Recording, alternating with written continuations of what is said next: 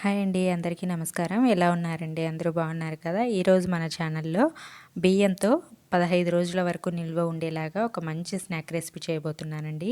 5 నిమిషాల్లో రెడీ చేసుకోవచ్చు.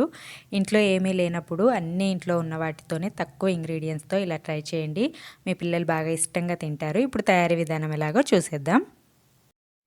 Stove on చేసి కడాయి పెట్టుకొని అందులో డీప్ ఫ్రైకి సరిపడా ఆయిల్ పోసుకోవాలి. ఆయిల్లో అరకప్పు వరకు పల్లీలు వేసి పల్లీలు మంచి కలర్ వచ్చేంత వరకు వేయించుకోవాలి. మంటను మీడియం ఫ్లేమ్లో పెట్టి ఆయిల్ మరీ హీట్ అవ్వకుండా 70% వరకు హీట్ అయిన తర్వాత ఇవి పల్లీలు వేసుకోవాలి. వేసుకొని మంటను మీడియం ఫ్లేమ్లో పెట్టి ఇలా మంచి కలర్ వచ్చేంత వరకు వేయించి పక్కన ప్లేట్లో పేపర్ నాప్కిన్ పైన వేసి పెట్టేసుకోవాలి. మీరు కావాలంటే పుట్నాల పప్పు కూడా ఇలాగే ఒక అర నిమిషం పాటు వేయించుకోవచ్చు.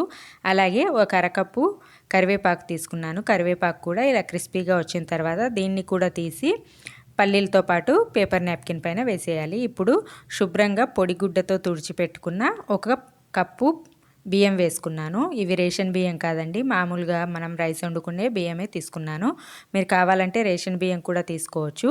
ఇవి కలుపుకుంటూ ఉన్నామంటే మనకి పేలాల్లాగా క్రిస్పీగా వస్తాయన్నమాట. బాగా క్రిస్పీగా వస్తాయి. మంటని మరీ ఎక్కువ పెట్టకుండా మీడియం ఫ్లేమ్కి హై ఫ్లేమ్కి మధ్యలో పెట్టుకొని ఇలా కలుపుకుంటూ వేయించుకున్నామంటే చూడండి పైకి అంతా తేలుతూ ఉంటాయి. ఇలా బాగా క్రిస్పీగా వచ్చేంత వరకు వేయించుకోవాలి.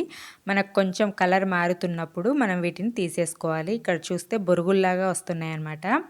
ఇలా వచ్చేటట్లు వేయించుకోవాలి. ఇలా వేయించుకున్న తర్వాత దీన్ని కొంచెం తీసుకోవడం కష్టం కదండి, చిల్లుల గిన్నెలో వేసుకొని అలా తీసేసుకోవచ్చు. చిల్లుల గిన్నెలో కాదు, ఇలా స్ట్రైనర్లో పోసేసి తీసుకోవాలి. మనకి ఈజీగా ఉంటుంది, తొందరగా తీసేసుకోవచ్చు అనమాట. మొత్తం ఆయిల్ మొత్తం ఇలా ఒక గిన్నెలో స్ట్రైనర్ పెట్టేసి ఇలా వంపేసాము అంటే మనకి ఎక్స్ట్రా ఆయిల్ అంతా కిందికి వచ్చేస్తుంది. ఇలా ఆయిల్ మొత్తం ఒక 2 నిమిషాలు కారిపోయిన తర్వాత ఈ బియ్యాన్ని ఇందులో వేసేసుకోవాలి. మనం పల్లీలు వేసుకున్న పేపర్ పైనే వేసేసుకోవాలి. అలాగే టేస్ట్కి తగ్గట్టుగా కారపొడి వేసుకోవాలి. నేను ఒక అర టీ స్పూన్ వేసుకున్నాను. అలాగే ఒక పించు పసుపు వేసుకోవాలి. టేస్ట్కి తగ్గట్టుగా ఉప్పు కూడా వేసి, ఇది చాట్ మసాలా అండి, అర టీ స్పూన్ వరకు చాట్ మసాలా వేస్తున్నాను. మీ దగ్గర ఉంటే వేసుకోండి, లేదంటే స్కిప్ చేసి ధనియాల పొడి జీలకర్ర పొడి వేసుకుంటే సరిపోతుంది. ఉంటే వేసుకోండి, ఫ్లేవర్ బాగుంటుంది. చట్పటాగా టేస్ట్ అనేది చాలా బాగుంటుంది.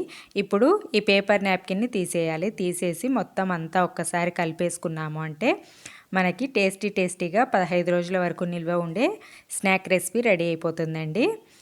పిల్లలకి ఇలా ఇంట్లో ఏమీ లేనప్పుడు ఇలా బియ్యంతో చేసి పెట్టారు అంటే, ఎయిర్ కంటైనర్ డబ్బాలో పోసి పెట్టుకున్నారు అంటే 15 రోజుల వరకు స్టోర్ ఉంటాయండి. ఎప్పుడు కావాలంటే అప్పుడు ఇలా పిల్లలకి ఇచ్చేసేయచ్చు.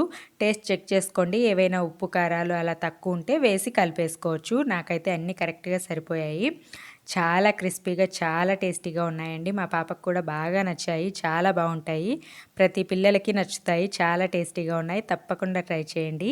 అలాగే ఈ వీడియో మీకు నచ్చితే లైక్ చేసి షేర్ చేయండి. ఛానల్ని సబ్స్క్రైబ్ చేసి పక్కనే ఉన్న బెల్ ఐకాన్ని క్లిక్ చేయండి. Thanks for watching this video. Thank you.